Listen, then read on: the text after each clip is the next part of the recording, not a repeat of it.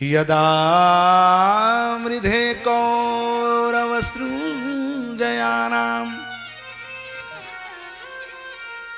वीरे स्वथो वीरगतिं गतेषु ब्रिकोदरा विद्ध गदाभिमर्श भग्ने रुदंडे धृतराष्ट्रपुत्र। ये उस समय की बात है जिस समय कौरव और पांडवों के मध्य में भीषण संग्राम हुआ। कुरुक्षेत्र की वह पावन भूमि रक्त रंजित हो गई। 5 पांडवों ने सैकड़ों कौरवों को समन कर दिया। न जाने कितने कौरव और पांडवों के पक्षों में जो सेनाएं थी सारी सेनाएं मारी जा चुकी थी। कारण क्या था? महाभारत के युद्ध का मूल कारण क्या था? अर्थ। यद्यपि संतों का कई भाव है। कोई कहता है कि द्रौपदी ने हंस दी तो हंसी उसका युद्ध का कारण। हाँ, अंधस्य जायते पुत्र अंध एव भवति, उसका हंसी ही संपूर्ण महाभारत का मूल कारण हो गया। किसी ने कहे कि नहीं नहीं, धृतराष्ट्र का पुत्र मोह उस महाभारत का मूल कारण बना। यद्यपि वह जानते हुए कि मेरा पुत्र कुमार्गी है, अपने पुत्र को संभाला नहीं, पुत्र के मोह में महाभारत का युद्ध छिड़वा दिया। किसी ने कहा कि नहीं नहीं, इस संपूर्ण महाभारत का मूल कारण अर्थ है लोभ। कई बार भगवान कृष्ण जी, कई बार विदुर जी भी आकर के धृतराष्ट्र को, दुर्योधन को समझाए, बाबू ये काम मत कर, तुम सय हो, 5 पांडव हैं, भाई भाई में समान बंटवारा होनी चाहिए। अरे पांडवों का जो हक है दे दो। दुर्योधन बोला कि मैं तो नहीं दूंगा। कन्हैया बोले कि चल कोई बात नहीं, उनका आधा हक मत दो, कम से कम 5 गांव तो दे दो, रह लेंगे। दुर्योधन ने बोला कि नहीं नहीं, 5 गांव तो मैं दूंगा ही नहीं।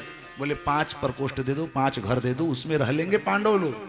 बोला कि नहीं, सुचक्रापि न दास्यामि बिना के युद्धेन केशव।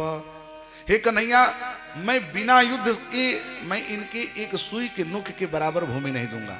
लोभ अर्थ का बड़ा सुंदर बात है। अनर्थ शब्द जानते हैं? अनर्थ मतलब अकल्याण, विनाश। अनर्थ को यदि हम विच्छेद वो करें, समास लगाएं, तो अनर्थ में कौन सा समास हुआ है? नहीं तत्पुरुष समास। न अर्थ इति अनर्थ। बड़ा सुंदर भाव गुरु जी कहते हैं। अर्थ संपद विमोहाय, महाभारत का श्लोक। अर्थ संपद विमोहाय विमोहो नरकाय च तस्माद् अर्थम परित्याज्य यह इच्छेत्रियमात्मनः। जीवन में जो व्यक्ति अपना कल्याण चाहता है, शांति से जीवन जीना चाहता है, तो उसको 2 काम करना चाहिए। क्या? अर्थ का, घर के जितनी संपत्ति है उसमें आशा नहीं रखना, और लोभ का परित्याग। आज के मैया केस के, जहां कोर्ट बोलते हैं जी, कोर्ट में आप चले जाएंगे तो 2 ही केस चल रहा है। एक भाई भाई में भूमि का विवाद, घर बंटवारा का विवाद, और नहीं तो पति पत्नी के तलाक का विवाद। यही 2 विवाद अभी चल रहे हैं। दुर्योधन ने भूमि नहीं दिया, जिसके कारण घोर महासंग्राम हुआ। वेदव्यास जी को लिखना पड़ा, युद्ध से ही प्रारंभ कर रहे हैं। यदा मृधे कौरव सृंजयानाम वीरे स्वतो वीर गतिम गतेषु। वीर गतिम गतेषु, वीर गति को प्राप्त हुए समस्त सेनाएं वहीं पर पड़ी हुई है। उसमें से बचा हुआ केवल मात्र दुर्योधन मरणासन पर पड़ा है। भीम के उस गदा के प्रहार से उसका उरुभंग हो चुका है, मृत्यु की प्रतीक्षा कर रहा है। और उसी कौरव पक्ष में 3 बचे हुए थे, कृतवर्मा, कृपाचार्य, अश्वत्थामा। अश्वत्थामा दुर्योधन का मित्र दौड़ करके आया। अरे मित्र, मैं तुमसे कई बार कहा कि वह भीष्म पितामह को सेनाध्यक्ष मत बनाओ।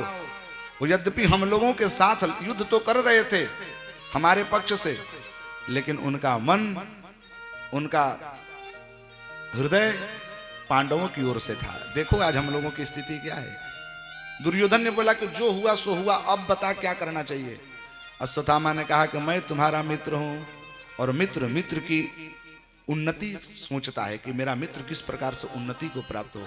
दुर्योधन से पूछा कि तुम बताओ कि तुम क्या चाहते हो। दुर्योधन ने कहा कि देखो, मुझे इस बात की दुख नहीं है कि मेरे सैकड़ों भाई मारे जा चुके हैं, बस इस बात की दुख है